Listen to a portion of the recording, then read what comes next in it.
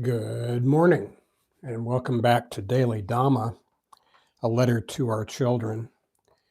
I'm Dhamma Bum, and I'll be your guide for today's guided meditation. First of all, apologies for Friday. I was ill and couldn't talk for very long without hacking my lungs out. Last week we looked at the blur. Today is our last meditation for March, and our theme has been right intention.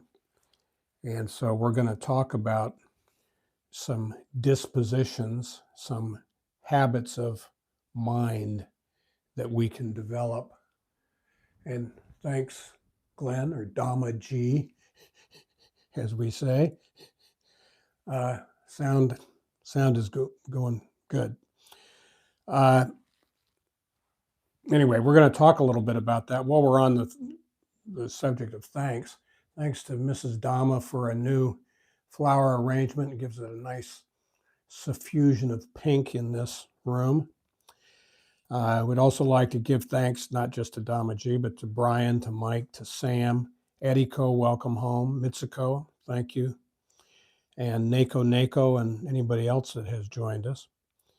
And please check out the description boxes for today and other episodes. They got some information that might be of use about meditation and Buddhism. In about 24 hours, we'll have a closed caption version with a transcript, and that might be useful. On Mondays, we look at the coming week and see what's happening, get ready for that, and that's why we chose acceptance, gratitude, and persistence. These are habits of mind that will help us deal with life, for the scary part of life, the out of control part of life, which is to say all of it. Just as a reminder, we do guided meditations in the hopes that participants will develop enough interest, pick up enough skills that you'll be interested in doing this at home on your own bat on a daily basis. And the first part of our meditation is always samatha, or serenity. The second part is panya, or wisdom. And it always goes in that direction. First we get calm, then we wise up. Wisdom never arises from a mind in turmoil. If this turns out to be useful to you, please subscribe, like, comment, share it with somebody, or give us a super thanks. And with that, on my mark.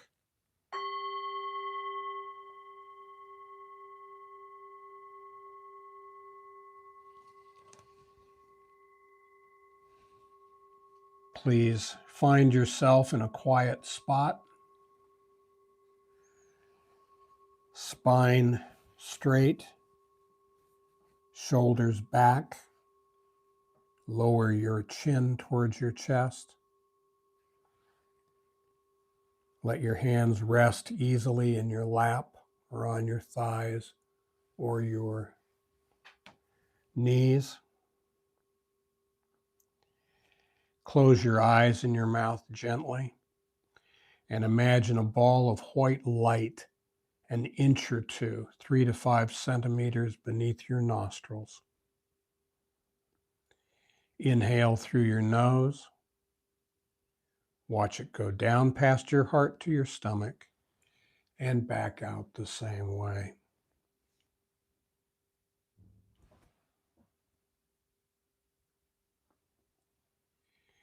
Breathe in through your nose.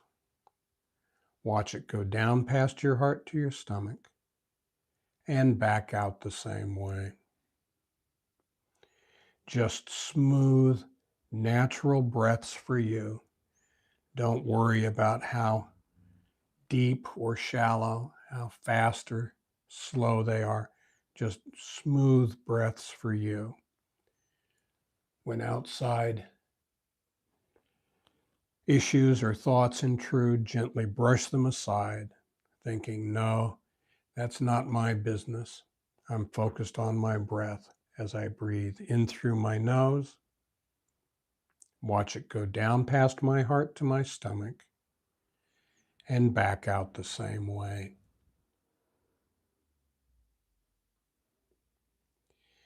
On Mondays, we always start with the Dhammapada, verses 1 and 2. Mind is the forerunner of all things. Think and act with a corrupt heart, and sorrow will follow, as surely as the cart follows the ox that pulls it.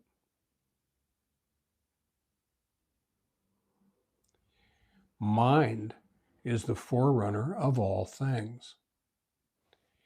Think and act with a pure heart, and happiness follows, as surely as one's never departing shadow.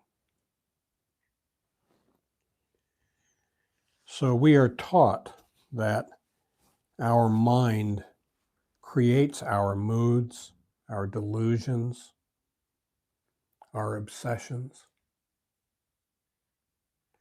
and they are all impermanent, unsatisfactory, and not the self. We meditate in order to calm our mind and tame our heart. We look at our thoughts, we examine them, see them for what they are, and we let them go.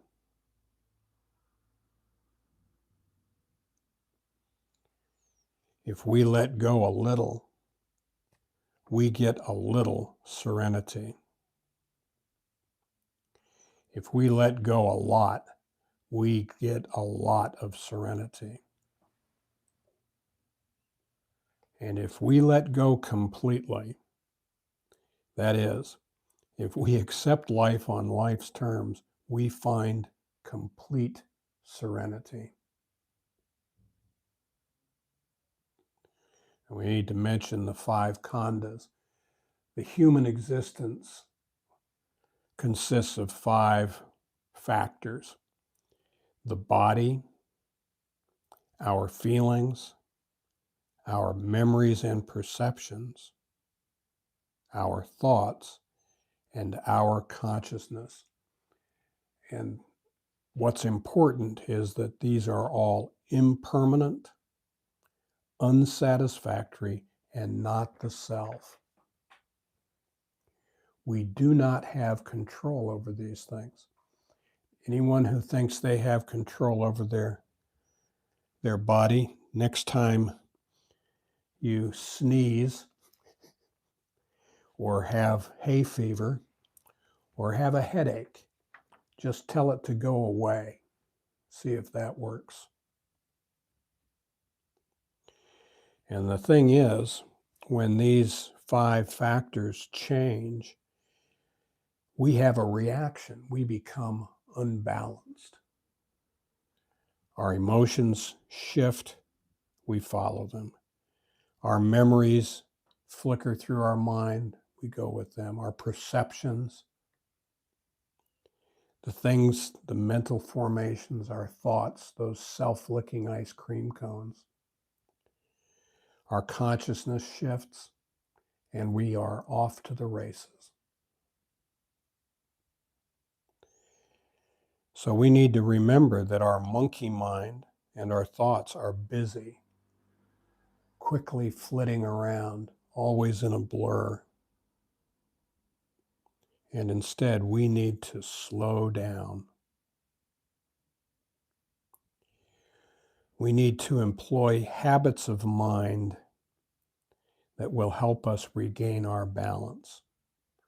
And 3 that we will look at today are acceptance, gratitude, and persistence.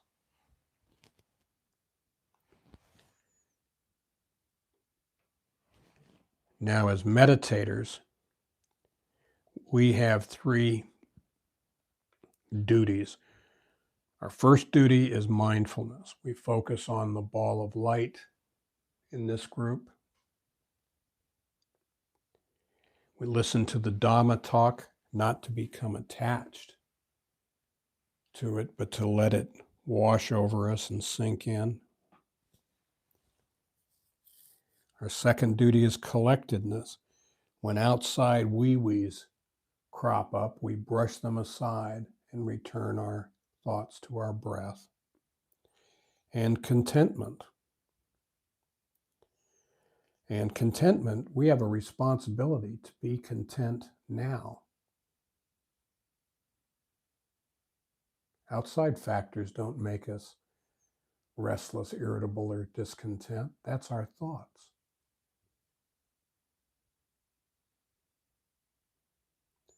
In a word, we become sufficient. And if we can be sufficient for a few seconds today during this meditation, then we can take this outside in our daily life and do it for a number of minutes. And if we sit down and stitch those moments of sufficiency together, we look up and we go, holy cow, I haven't had an angry, resentful, fearful thought for hours now. How did that happen? Well, how indeed? Where did we direct our attention? So as we move into Panya, the second part of our meditation today, I'd refer you back to Dhammapada 11 and 12. What we need to do is look for the essential things in life. And three essential dispositions are acceptance, gratitude, and persistence. And we'll go into some detail on these.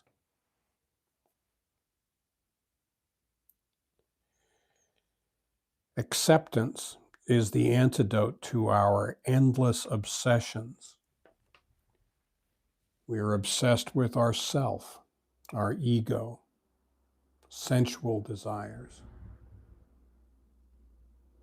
I gotta have it. I want more. What do you want? More. When do you want it? Yesterday.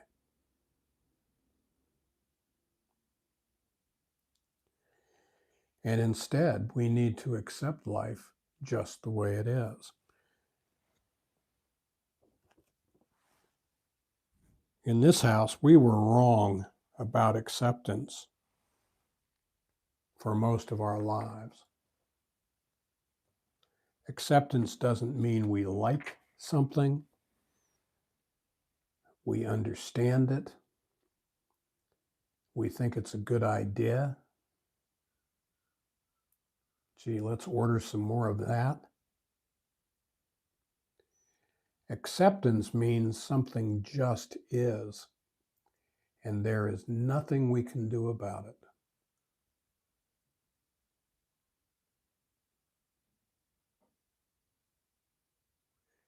Why is life like this? Cut the why. Is life like this? Yes, it is. Life is exactly like this. Whatever our life is lifing right now, this is what life is like. Embrace the suck.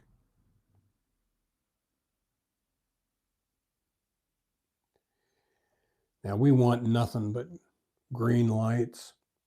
We hate stopping. We want green lights. And we want our kids to call us every day and treat us special. And accepting life on life's terms allows us instead to live in a world with red lights and kids who are busy adults. We're not being harmed. They got stuff to do. Be happy about that. Be happy we have kids. It's just typical. It's quintessentially human for us to believe that someday we'll be able to control and enjoy our life. In other words, to manipulate others into doing things our way. But it's a delusion.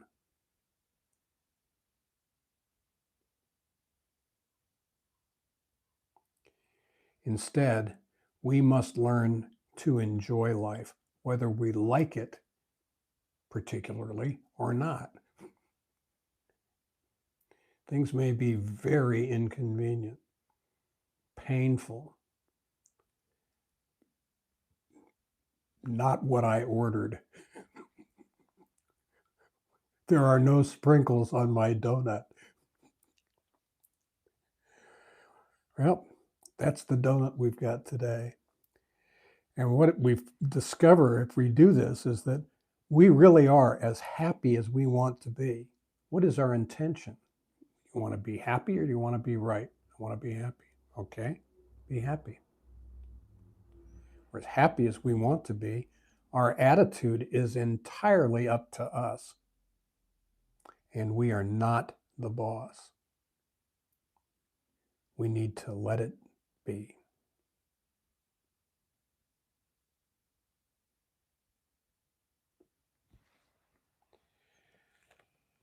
What about gratitude?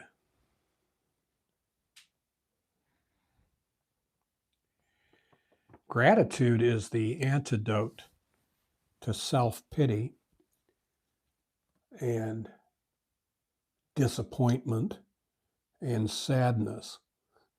You know, pour me another drink. The I didn't get my way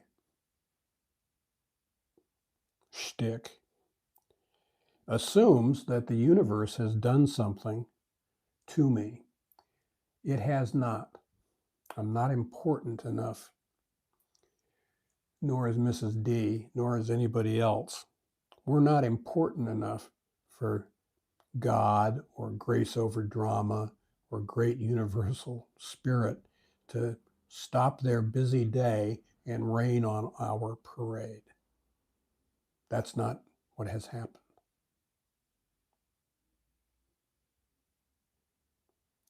It's not personal. Some days just suck.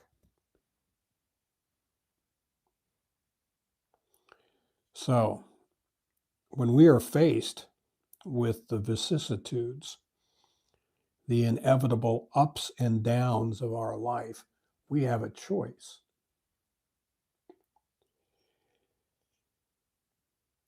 We always have a choice. We can describe the darkness. We can give people chapter and detail of how it sucks to be me. Or we could light a candle. How about that? We don't believe what we see. We see what we believe.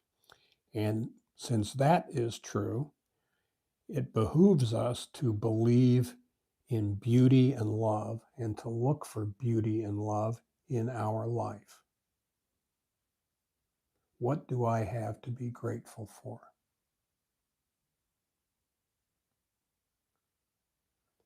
If I say I've got nothing to be grateful for, maybe that's the place to start.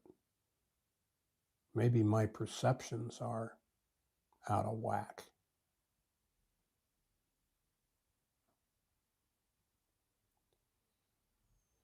And what we look for is what we see. And that changes everything. So when when our intent is to find the good in life, we will be shocked at how much beauty and love and nice things we see. I don't mean expensive things. I mean beautiful things, like Mrs. D's flowers today. I couldn't conjure those up.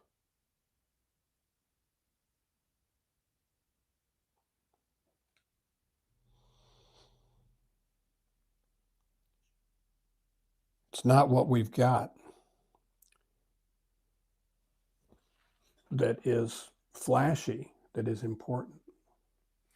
We need to love what we've got, not envy what we have not.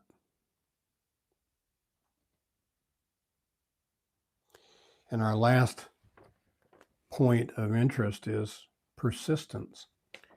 You know, life is not a sprint. The quality of our life is the sum of individual moments. And it's true, life is what we make it. There's a phrase, trudge the road to happy destiny. That sounds kind of onerous and negative, but it's not. To trudge means to walk with purpose. Well, what's our purpose? If our purpose is to serve God and others, that's entirely up to us. We can just go out and do it. We don't even need any equipment.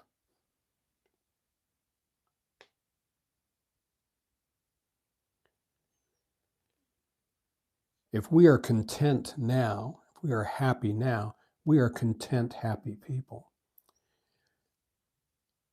On the other hand, if we're restless, irritable, and discontent now, then we're restless, irritable, discontent people. The end. Life is what we're doing right this minute. It's all well and good to plan to do something different, but what am I doing? We need to persevere. You know, we're always free to choose our attitude in any given set of circumstances. Patient, persistent practice of the principles improves our mindfulness, our serenity, our powers of discernment, so that we can experience increasing amounts of peace in our life. So let's look for the good.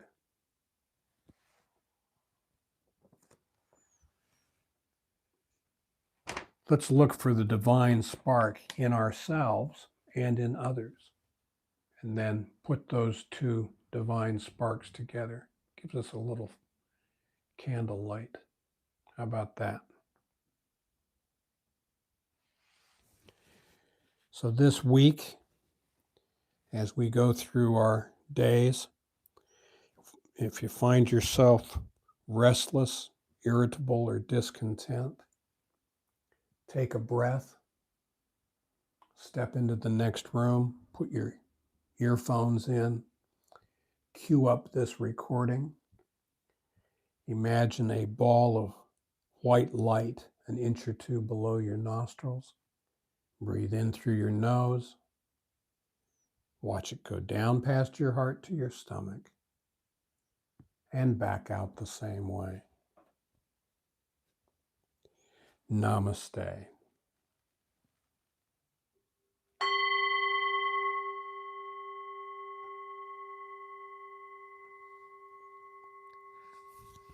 Okay. Thanks, everybody. Fast mode, I assume you're talking about, that is our teaching Buddha statue. And that's what we use on Mondays. We've got a different one that we use on Fridays.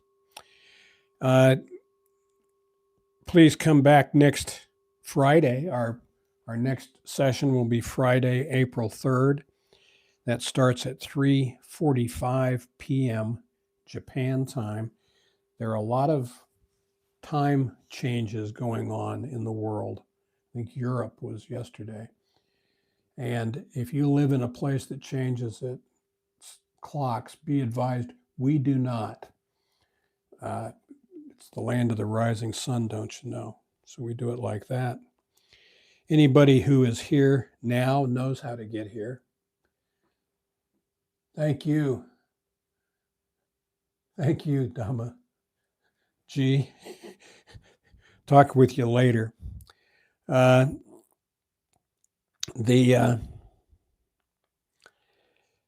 you're listening to this later, which most people do, this doesn't fit everybody's schedule, of course. A lot of people, most of the people listen to it later. If you're listening to it later, if you go to Daily Dhamma for today, March 30th, in the description box, it tells you how to get here. There's a 3-point deal. And we thank you to the guy who did it. We won't embarrass you by calling you out, but we appreciate it. And that's what we do. And so if this was useful, please subscribe, give us a like, a comment, share it with somebody else. You can consider giving us a super thanks. And we appreciate your presence. And see you again on Friday. Thank you for coming. Namaste.